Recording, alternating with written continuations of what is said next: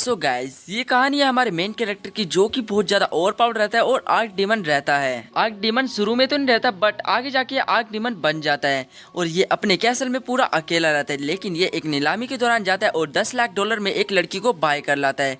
लेकिन ये उससे कह नहीं पाता कि ये प्यार करता है उससे। अब गाइस, देखना ये है कि हमारे मेन कैरेक्टर का जो पैसे वाला प्यार है वो पूरा हो पाएगा या फिर नहीं। तो चलिए बिना किसी देर की वीडियो की शुरुआत करते हैं। कहानी की स्टार्टिंग में हमें एक बंदा दिखाया जाता है और इस बंदे का नाम होता है जागन और इसके सामने एक एल्फ बैठी रहती है और ये उसी को देखा जा रहा होता है। तब ये एल्फ कहती है कि मास्टर जागन, क्या आप मुझे मारना चाहते हैं? आप मुझे चाहो तो मार सकते हो। और जिसके बाद जागन कहता है कि मैंने तो कभी मारने की बात करी नहीं, तो ये ऐसा ख्याल क्यों ला रही है अपने मन में। तब यहाँ पर ये एल्फ कहती है कि आप मुझे अगर मारना चाहते हैं तो प्लीज मार दीजिए। सीन कट होकर हमें पता चलता है यहाँ पर एक लड़की को एक सोर्सरर ने घेर लिया रहता है और कहता है कि तुम चर्च वाले लोगों से मुझे बहुत बड़ी दुश्मनी है। तो जिसके बाद ये लड़की कहती है कि प्लीज मुझे छोड़ दो, मैं यहाँ पर ऐसे नहीं आई थी। और यहाँ पर ये एक रैप्टर भी मारती है इस लड़की को और ये जो बंदा है इसका चेहरे का जो खाल होता है वो उतर जाता है। और आप देखते देखते ये जो सोर्सरर है ये अपने स्वॉर्ड को एक्टिवेट कर लेता है और जैसे ही उस पर अटैक करता है वहाँ पर उसके जो कपड़े हैं वो पूरी तरीके से फट जाते हैं। फिर हमें पता चलता है ये चर्च वाली लड़की होती है जो कि एंजेलिक नाइट रहती है और ये बंदा कहता है कि देखो मेरा फेस देखो, क्या तुम्हें डर नहीं लग रहा? तब लड़की कहती है कि मैं तुम्हें नहीं छोड़ने वाली बिल्कुल भी। लेकिन ये जो बंदा है ये बहुत गंदी तरीके से इसे डराया जा रहा होता है और तब हमें पता चलता है इसके पीछे जागन आता है और इसकी मुंडी पकड़कर ऊपर उठा लेता है और जिसके बाद वो उसके सर को वहीं पर क्रैक कर देता है और कहता है कि तुम लोग मुझे चैन से सोने भी नहीं देते, मेरे कैसल तक तुम लोगों की आवाज जा रही थी, इस वजह से मैं यहाँ पर आया और तुमने मेरी नींद खराब करी, अब तो मैं तुम्हें बिल्कुल नहीं छोड़ने वाला। और लिटरली गाइस, यहाँ पर जागन बहुत ज्यादा गुस्से में रहता है और उसको वहीं पर बहुत गंदी तरीका मारता है। बट यहाँ पर ये जो नाइट्स रहती है ये वहीं पर बेहोश हो जाती है ये सभी चीज सीन देखकर। और तब जागन कहता है कि अरे ये तो बेहोश होगी, यानी इसका मतलब ये चर्च वाली लड़की है। तब यहाँ पर ये अपना सोर्सरर मैजिक यूज करता है और वहाँ पर सब चीजें ठीक करने लगता है और लिटरली यार वहाँ पे सही भी हो रहा होता है सब चीजें। और जागन जो है वो चर्च वाला लॉकेट हाथ में उठाता है और कहता है कि चर्च वाले तो सोर्सरर के बहुत बड़े दुश्मन होते हैं। तो वो जल्दी जल्दी इस लड़की को यहाँ से गायब कर देता है, वापस चर्च में पहुंचा देता है। लेकिन तभी वो ऐसा कर पाता वहाँ पर बारबटोस आता है और कहता है कि क्या तुम्हें पता है कि एक बहुत बड़ी नीलामी होने वाली है मार्को चियस की, और वो एक सबसे बड़ा आर्क डीमन है और उसके पीछे जो चीज रह गई है उनकी अब नीलामी होने वाली है, क्या तुम मेरे साथ चलने वाले हो?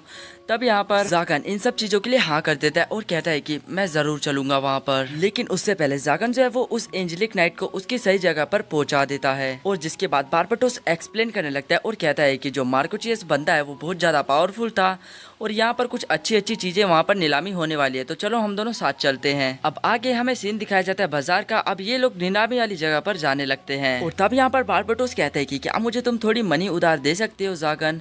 तो गाइस हमें पता चलता है यहाँ पर वो अपने फायदे के लिए ही लाया होता है जागन को, बट जागन मना कर देता है और कहता है कि तुम हर बार मेरे पैसे ले लेते हो और मुझे देते भी नहीं हो। और बारबटोस को ये बात सुनकर बहुत ज्यादा गुस्सा आती है और कहती है कि वैसे मैं तुम्हारी लड़कियों के मामले में मदद कर सकता हूँ तुम चाहे तो। और जिसके बाद वो कहता है कि अगर तुम्हें इनमें से कोई लड़की पसंद है तो तुम्हें मैं इनमें से एक दिलवा सकता हूँ चाहे तो। बट जागन ये सब करने से मना कर देता है और कहता है कि तुम्हें चलना है तो चलो जल्दी, वरना मैं जा रहा हूँ। अब अगले सीन में हम लोग देखते हैं ये लोग यहाँ पर नीलामी वाली जगह पर आ जाते हैं। अब यहाँ पर जागन जो है वो काफी ध्यान से नीलामी की चीजों को देख रहा होता है कि उसके काम की कौन सी चीज होने वाली है। और यहाँ पर जितने भी लोग बैठे होते हैं वो काफी अच्छी तरीके से चीयर्स कर रहे होते हैं पूरे लोगों को। तब यहाँ पर जागन कहता है कि अब तो मैं कुछ बढ़िया ही हाथ मारूंगा और यहाँ पर हमें कुछ यहाँ पर लोगों का नाम दिखाया जाता है। ग्रिमोर एन्चेंट्रेस इस लड़की का नाम होता है, वहीं दूसरे बंदे का नाम होता है वेलफोर द एप्रिएशन। और जिसके बाद यहाँ पर ये लड़की कहती है कि देखो वो लड़का कितना ज्यादा प्यारा लग रहा है, वो जागन की बात कर रही होती है। तब ये लड़का कहता है कि अरे हाँ वो जागन है जो कि सोर्सरर है। और जिसके बाद यहाँ पर नीलामी की लास्ट चीज बची होती है जो कि मार्को चियस के पीछे रह गई थी और यहाँ पर जैसे ही उस लड़की का पर्दा हटाया जाता है सब लोग देखकर जागन भी हैरान रह जाता है और धीरे धीरे कर कर हमें उस लड़की के बाल दिखाए जाते हैं जो कि सफेद कलर के सुनहरे बाल होते हैं और यहाँ पर उसका पूरा फेस दिखाया जाता है जो कि बहुत दिखने में सुंदर रहती है। जागन का दिल उस पर आ जाता है और वो यहाँ पर बिना कुछ सोचे समझे 10 लाख डॉलर लगा देता है। और तब वहाँ पर जितने भी लोग बैठे होते हैं वो ये सभी बात सुनकर हैरान रह जाते हैं। बारबटोस कहता है कि तुम पागल हो गए हो क्या, सोच लो एक बारी, वो एक लड़की है। बट यहाँ पर जागन उसके प्यार में लट्टू हो चुका रहता है और उसके नेक में एक चेन टाइप की बनी रहती है, उसको उतरवाने की बात करते हैं। लेकिन यहाँ पर जो बंदा रहता है कहते हैं कि ये नहीं उतर पाएगी। बट यहाँ पर जागन तय कर लेता है कि वो इस लड़की का जो लुक है वो उसको हटा कर रहेगा। और ये लोग अपने कैसल में अब आ जाते हैं। अब जागन के सामने वो जो एल्फ है वो बैठी रहती है। अब जागन सोच रहा होता है कि मैं बात करूं तो क्या करूं, इससे स्टार्टिंग कहाँ से करूं, मुझे कोई बंदा बताएगा प्लीज आकर। और फिर वो सोचता है कि मैं अपने महल के बारे में भी तो बात नहीं कर सकता क्योंकि वो इतना गंदा पड़ा हुआ है। और वो सोचता है कि क्या करूं, मैंने तो कभी अपने महल की सफाई भी नहीं करी। तब यहाँ पर ये एल्फ कहती है कि आप मुझे ऐसे क्यों देख रहे हैं, क्या आप मुझे मारने के लिए लाए हैं। तब ये जागन कहता है कि अरे इसे किसने कह दिया मैं मारने के लिए लाया हूँ। और तब जागन कहता है कि मैं तुम्हें अपनी मेड बनाना चाहता हूँ, एल्फ बनाना चाहता हूँ, ना कि मैं तुम्हें मारने के लिए लाया हूँ। तब ये लड़की ये बस सुनकर बिलीव कर लेती है जागन पर और कहती है कि आप कितने ज़्यादा अच्छे हैं मास्टर जागन। जागन ये सभी चीज़ सुनकर हैरान रहता है और जागन इस एल्फ का नाम पूछता है। इस एल्फ का नाम होता है नेफिलिया, प्यार से ये नेफी बुलाएगा इसे। तब जागन कहता है कि नेफी मैं तुम्हें तुम्हारे रूम में ले जाता हूँ, चलो आ जाओ। अब जिसके बाद कैसल में ये लोग ऊपर जाने के लिए सीढ़ी चढ़ रहे होते हैं। तभी हमें पता चलता है यहाँ पर नेफी का पैर फिसलता है और वो गिरने वाली होती है, लेकिन सही मौके की तलाश में हमारा जो जागन है वो उसे पकड़ लेता है और अपना चांस को मार लेता है वहीं पर। और अब फाइनली ये लोग नेफी लेके एक रूम ले आते हैं और यहाँ पर वो जैसे ही गेट खोलता है उसे पता चलता है कि वहाँ पर एक बहुत बड़ी तलवार रखी है जो कि इसने अपने दुश्मनों के लिए रख रखी होती है, जो कि कैसल के अंदर कोई ना आ पाए। तब यहाँ पर नेफिलिया कहती है कि अगर आप मुझे इससे मारना चाहते हैं तो आप मार सकते हो। तो वो सोच रही होती है कि जागन इसे यहाँ पर मारने के लिए लाया इस रूम में। जागन कहता है कि ऐसा कुछ भी नहीं है, बस मैं तो यहाँ पर अपने कैसल को प्रोटेक्ट करने के लिए लगा रखा है इस चीज को। अब आगे नेफिलिया को यहाँ पर उसका रूम मिल जाता है और वो कहती है कि इस बालकनी में कितना ज़्यादा मज़ा आ रहा है, चांद भी दिख रहा है, तो क्या आप मुझे यही रूम दिला सकते हैं। तब हमारा जो जागन है वो कहता है कि अरे हाँ तुम इस रूम को आराम से ले सकती हो, कोई दिक्कत नहीं है। और ऐसा करते करते इनकी अब शुरुआत हो जाती है लव स्टोरी की। और फिर हमें अगले दिन का सीन दिखाया जाता है। यहाँ पर जागन अपनी कुर्सी पर बैठा होता है कैसल में और यहाँ पर वो सोचे जा रहा होता है और नींद भी ले रहा होता है धीरे धीरे। तभी वहाँ पर उसकी नज़र नेफिलिया पर जाती है जो कि पूरी आराम से जमीन पर सो रही होती है। और तब जागन कहता है कि मेरे होते हुए नेफी जमीन पर कैसे सो सकती है। और जब नेफी उठती है हमें पता चलता है वहाँ से जागन जा चुका रहता है और यहाँ पर जो नेफी है वो जैसे तैसे कर अपने बिस्तरे को तय लगा देती है। और तब हमें पता चलता है वहाँ पर जागन भी आ जाता है जो कि उसके हाथ में एक चाय की केतली रहती है। तब नेफिलिया कहती है कि ओ मास्टर जागन गुड मॉर्निंग। तब हमारा जो जागन है वो थोड़ी हैरान रहता है और कहता है कि गुड मॉर्निंग बोला, बदले में मुझे क्या बोलना चाहिए। और तब जागन को यहाँ पर कुछ समझ नहीं आता और कहता है कि क्या तुम्हें ये पैसे चाहिए कुछ। और जागन कंफ्यूज हो जाता है क्योंकि गाइस उसने आज तक किसी को गुड मॉर्निंग कुछ भी नहीं बोला रहता है। अब आगे ये लोग चाय बिस्किट खाने लगते हैं। अब इन्हें खाने की बहुत ज्यादा दिक्कत होने लगती है। तब जागन कहता है कि मैं तो पहले अकेला रहता था लेकिन अब तुम आ गई हो तो शायद हमें शॉपिंग करने की जरूरत हो सकती है क्योंकि अब हमें खाना पीना भी तो बनाना होगा। तब ये लोग शॉपिंग कर चले जाते हैं। अब आगे ये लोग बाहर आते हैं और एक गाड़ी वाले से पूछते हैं कि क्या तुम हमें वहां तक छोड़ दोगे, बट यहाँ पर जागन के पास पैसे नहीं रहते और वो मना कर देता है क्योंकि इसने सारे पैसे तो नेफिलिया को खरीदने में लगा दिए हैं। और वो कह रहा होता है कि सच में यार इसको नेफिलिया को खरीदने के बाद तो मैं पूरी तरीके से गरीब हो चुका हूँ। और वो यहाँ पर उस टेम्पो वाले से पूछता है लेकिन टेम्पो वाला मना कर देता है। तब यहाँ पर जागन बात घुमाते हुए कहता है कि नेफिलिया हमें थोड़ी पैदल भी चलना चाहिए क्योंकि सेहत के लिए अच्छा रहता है। बट वो मन ही मन सोच रहा होता है कि अगर नेफिलिया नहीं होती तो मैं उसे बहुत गंदा मारता गाड़ी वाले को। तब यहाँ पर वो नेफिलिया की शक्ल देख रहा होता है और कहता है कि चलो अब जल्दी, तुम्हें टेंशन क्यों हो रही है। और तभी हमें पता चलता है वहाँ पर उस गाड़ी को कुछ गुंडे घेर लेते हैं। नेफिलिया कहती है कि मास्टर देखो उनकी गाड़ी को किसी ने घेर लिया। तब जागन कहते हैं कि अरे जान दो उनके साथ यही होना चाहिए था। बट यहाँ पर वो बहुत ज्यादा परेशान कर रहे होते हैं, लड़कियों को छेड़ रहे होते हैं। बट यहाँ पर नेफिलिया कहती है कि हम ऐसे नहीं देख सकते उसे। तब यहाँ पर जागन डिसाइड करता है कि चलो मुझे बचाना चाहिए उसका क्योंकि नेफिलिया के आगे अच्छा भी तो बन रहा रहता है उसे। और तब हमें पता चलता है वहाँ पर जागन अपना मैजिक का यूज़ करने लगता है, सोर्सरर मैजिक का। और जैसे ही मैजिक यूज़ करता है वहाँ पर जितने भी गुंडे होते हैं वो सभी लोग जागन को ही बड़े ध्यान से देखने लगते हैं और कहते हैं कि आखिरकार ये सोर्सरर कहाँ से आ गया। और जागन कहता है कि मैं तुम लोगों को नहीं छोड़ूंगा, अब तो तुम लोग मेरे हाथ से गए बच्चे। और जिसके बाद इन गुंडों वाला सोर्सरर आ जाता है जो कि दिखने में बहुत ज्यादा पावरफुल लग रहा होता है। बट ये भी अपना सोर्सरी मैजिक यूज करने लगता है और दूसरी तरफ जागन भी यूज कर रहा रहता है। लेकिन हमें पता चलता है यहाँ पर जागन का जो मैजिक रहता है वो बहुत ज्यादा भारी पड़ जाता है इस बंदे के आगे और ये बंदा वहीं पर डर कर भाग जाता है। अब आगे गाड़ी में जितने बंदे रहते हैं वो सभी लोग जागन के पास आते हैं और उसे कहते हैं कि ओ तुम्हारा शुक्रिया, तुमने हम लोगों की जान बचा ली। जागन तुम सोर्सरर होकर भी कितने अच्छे सोर्सरर हो। तब वो गाड़ी वालों से पैसे देने लगते हैं और कहते हैं कि तुमने हमारी जान बचाई तो बदले में तुम कुछ मनी रखो, तुम्हारे काम आएगी शायद ये। बट जागन ये सभी चीज देखकर खुश हो जाता है और वो गाड़ी वाला ही मान जाता है उसे ले जाने के लिए जगह पर। अब जागन गाड़ी में बैठ जाता है और वो सोचने लगता है कि अब उसे अपने कैसल के लिए कौन कौन सी चीज खरीदनी चाहिए जो कि बेटर रहेगी उसके कैसल के लिए और साथ ही साथ नेफेलिया के लिए भी। अब जिसके बाद आगे हमें पता चलता है ये लोग मार्केट में आ चुके रहते हैं। जागन अभी भी सोच रहा होता है कि उसे शीशा वगैरह, कंघी वगैरह ये सभी चीज लेनी है नेफेलिया के लिए। और सबसे पहले ये लोग कपड़े की दुकान में जाते हैं और क्लोथ वाली जो लड़की होती है वो इनका स्वागत कर रही होती है। तब जागन कहता है कि देखो मेरी एक एल्फ आई है तो इसके लिए कोई अच्छा सा ड्रेस अप सुनो। और तब यहाँ पर नेफेलिया उस जागन के पीछे निकलती है, जिसको देखकर जो हमारी शॉपकीपर है वो पूरी तरीके से खुश जाती है और कहती है कि इतनी ब्यूटीफुल लड़की तुम्हारे साथ। और वो नेफेलिया को फटाफट से चेंजिंग रूम में ले जाने लगती है और आउटफिट पहनाने के लिए ले जाती है। और तब यहाँ पर नेफेलिया को कुछ ऐसा आउटफिट पहनाया जाता है उस शॉपकीपर के द्वारा। बट जागन ये भी चीज देखकर ब्लश करने लगता है और कहता है कि तुम्हारे पास कोई कपड़ा नहीं था क्या? तुमने इतना बेकार कपड़ा पहना दिया। मैं चाहता हूँ कि तुम इसके पूरे शरीर को ढको, तो कोई ऐसा कपड़ा पहनाओ जो इसको मतलब पूरा पसंद आए और इसका शरीर भी ढका रहे। तो ये लड़की मान जाती है और इसे वापस चेंजिंग रूम में ले आने लगती है। बट यहाँ पर उसकी हालत भी बहुत ज्यादा बेकार रहती है नेफेलिया की भी। और अब दूसरी बार में हम लोग देखते हैं यहाँ पर नेफेलिया को एक मेड का लुक दिया रहता है जो कि बहुत अच्छा लग रहा होता है। और यहाँ पर इसके जो शूज है ये एक हीलिंग वाले बूट रहते हैं। और अब आगे ये लोग उस शॉप की दुकान से निकल जाते हैं और आगे की तरफ बढ़ने लगते हैं। ये लोग एक ताले चाबी वाले के पास जाते हैं क्योंकि नेफेलिया के जो गले में लॉक होता है उसे खुलवाना रहता है जागन को।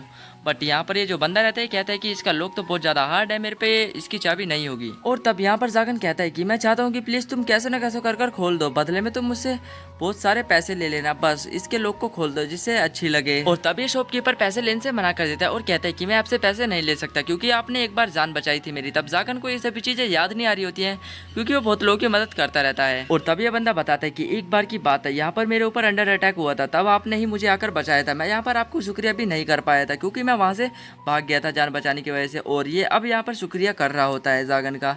जागन कहता है कि ठीक है तुम्हारे बस की नहीं है लोग खोलना, तो अब हम यहाँ से जा रहे हैं, बाय बाय। जागन कहते हैं कि सब लोग मेरे से इतना फ्रेंडली कैसे होते जा रहे हैं, बल्कि मैं तो एक सोर्सरर हूँ, इन लोगों को मेरे से डरना चाहिए, ह्यूमंस को मेरे से डरना चाहिए, लेकिन ये तो मेरे और भी करीब आए जा रहे हैं। अब आगे हमें पता चलता है ये लोग एक होटल में आए होते हैं और जागन भी यहाँ पर होटल में खाना खाने के लिए आ जाता है नेफेलिया के साथ। और वो कहता है कि क्या मैंने अगर इसके लॉक खोल दिया तो ये भाग जाएगी। और वो कहता है कि नेफेलिया को अगर जाना होगा तो वो जा सकती है, बट मैं इसका लॉक यहाँ पर खोल कर रहूंगा। और जिसके बाद इनके सामने फाइनली खाना आ चुका रहता है और ये लोग उस खाने को खाने वाले होते हैं।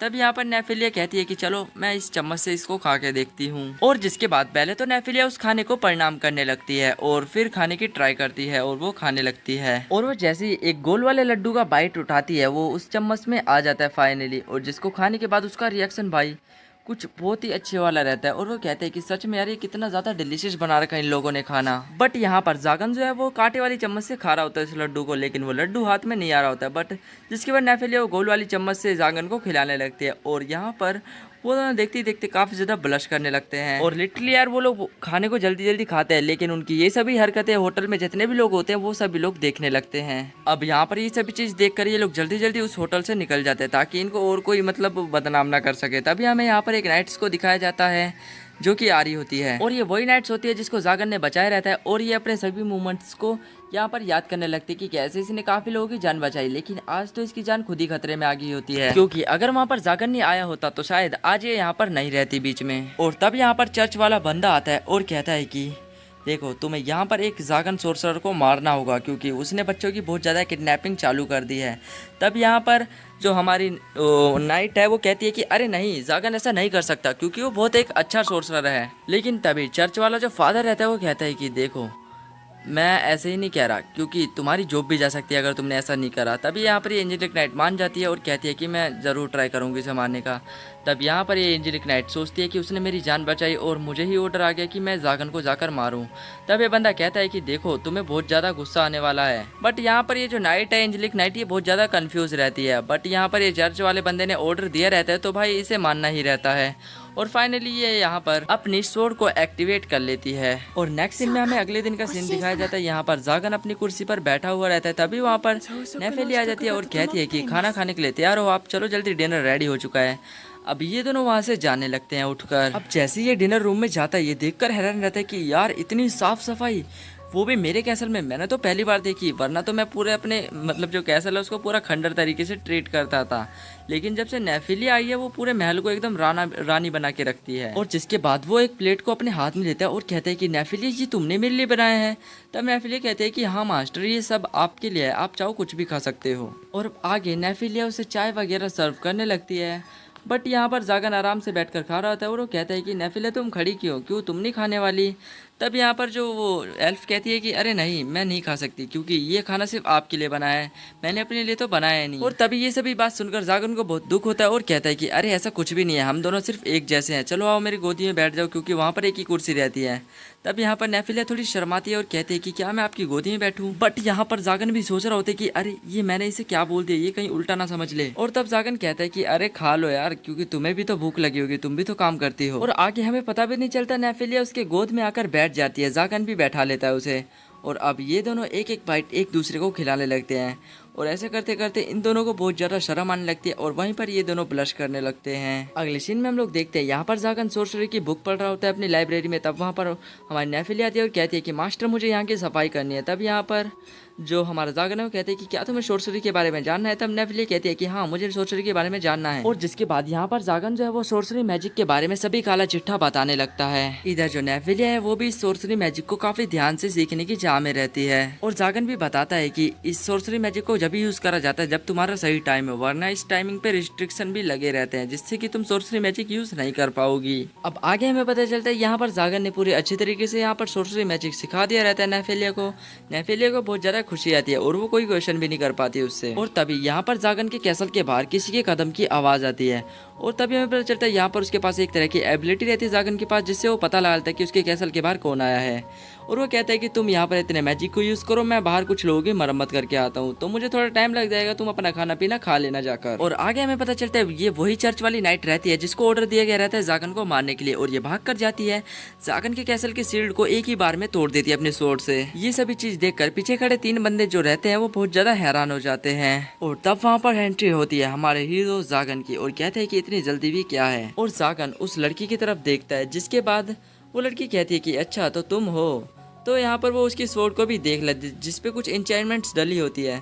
तब यहाँ पर जागन सोचने लगता है कि ये तो वही चर्च वाली लड़की है जिसकी मैंने जान बचाई थी, शायद मैंने इसे मार दिया होता तो शायद आज ये मेरे को मारने के लिए यहाँ पर ना आई होती। अब आगे यहाँ पर जितने भी नाइट्स रहते हैं ये आगे जाके यहाँ पर मतलब सोर्सरर पे अटैक करने लगते हैं जागन पे, बट जागन जो है वो इनके अटैक को आराम से डोज कर देता है और ये बंदे भी आराम से अपने अटैक को संभाल लेते हैं, जागन के अटैक को जो उसने करा रहता है इनके ऊपर। अब एक एक कर जागन जो है वो इन तीनों लड़कों को बहुत गंदी तरीके से मार रहा होता है और मारते मारते भाई इनका एक साइड में टूला आता है। लड़की ये सभी चीज देखकर हैरान रह जाती है। और अब बारी आती है नाइट्स की। यहाँ पर ये जो नाइट्स है ये ऑर्डर को कमांड करते हुए आगे की तरफ बढ़ती है जागन की तरफ अटैक करने के लिए, लेकिन हमारा जागन जो है वो अपनी सोर्सरी मैजिक का यूज कर रहा होता है और उसके अटैक को डॉज करने की कोशिश कर रहा होता है, लेकिन ये लड़की बहुत ज्यादा पावरफुल रहती है और जैसे ही जागन के ऊपर अटैक करती है जागन एक दूर जाकर पेड़ के सहारे पड़ता है जाकर। बट फिर से एक और बार यहाँ पर जो जागन है वो उसके अटैक को फिर से रोकने की कोशिश करता है, लेकिन जागन हाथ से रोक रहा होता है बट उसके हाथ की जो कंडीशन होती है वो बहुत ज्यादा बेकार रहती है और कहता है कि सच में मेरे हाथ की कंडीशन बहुत ज्यादा बेकार हो चुकी है और वो उस नाइट को दूर होने को कहता है। और तब यहाँ पर जो नाइट रहती है जागन के कान में कहती है कि देखो मैं तुम्हें यहाँ पर नहीं मारने आई क्योंकि मुझे पता है कि तुम एक अच्छे सोर्सरर हो,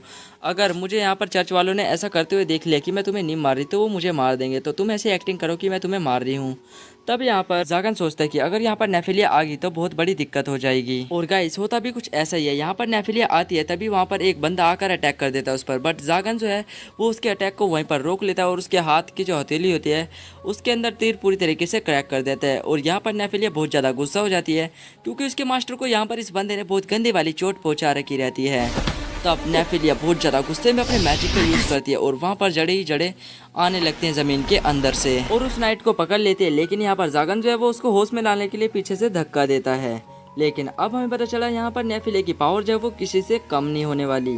अब अगले सीन में हमें दिखाया जाता है यहाँ पर जागन जो है वो अपने हाथ पर पट्टी करवा रहा होता है नेफिलिया से, नेफिलिया भी उसके हाथ पर पट्टी कर देती है। तब यहाँ पर जागन कहता है कि नेफिलिया मुझे तो पता ही नहीं था कि तुम्हारे पास इतनी तकड़ी वाली पावर है, मैं तो तुम्हें बस ऐसे ही समझ रहा था। और तब यहाँ पर नेफिलिया बताने लगते हैं कि मेरे पास एक मैस्टिकिज्म की पावर है जो कि हर एक बंदे के पास नहीं होती, लाख में किसी एक ही बंदे के पास होती है, चाहे 10 मिलियन हो चाहे लाख में, मतलब एक ही बंदे के पास होती है और उसमें से हमारे रहते नेफिलिया।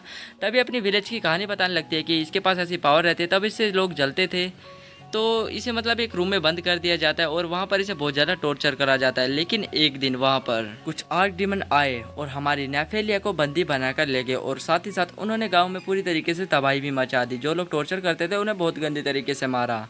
नेफिलिया ये सभी चीज़ देखकर खुश थी क्योंकि उन लोगों ने बहुत ज़्यादा टॉर्चर करा देता है हमारी नेफिलिया को।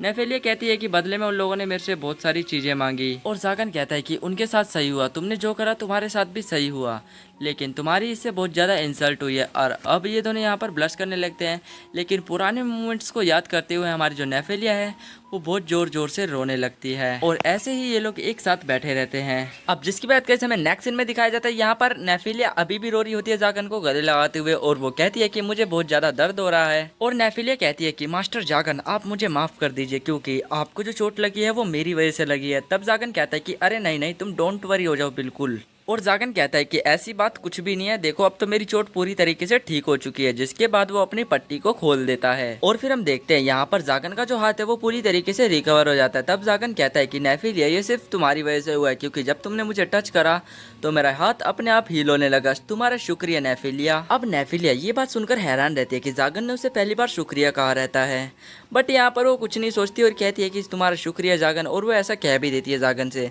बट जागन कहता है कि क्या मैं इतना एटीट्यूड वाला बंदा हूँ, आज तक मैंने इसे थैंक यू या शुक्रिया भी नहीं कहा। बट हमारा जो जागन है वो लॉयल रहता है, तो कहता है कि मुझे माफ कर देना, मैं आपको एक भी बार शुक्रिया नहीं कह पाया।